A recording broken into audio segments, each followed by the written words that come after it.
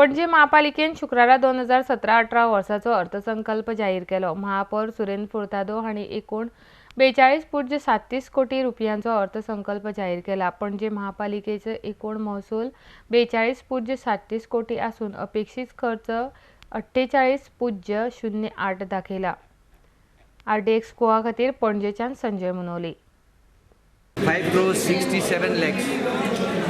This deficit will go the moment we get our 10 crores salary grants, which we are supposed to get from the government. We have kept 5 crores for development of all the 30 wards, estimates which are already ready.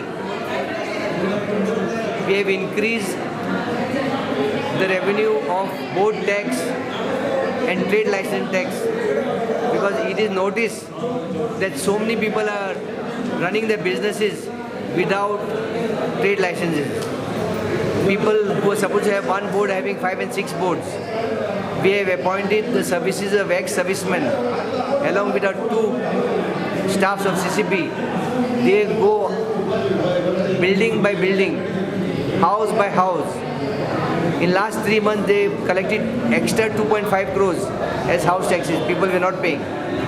Now we have given them the target for all the boards and trade licenses. They will go to the shops and nicely tell them, please show me your trade license.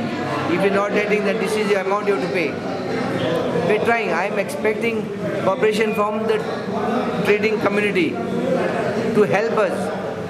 City can't be just clean, just like that. You require money. So if everybody strengthens the hands of the CCP, this Panjim city can be a wonderful place. Total budget.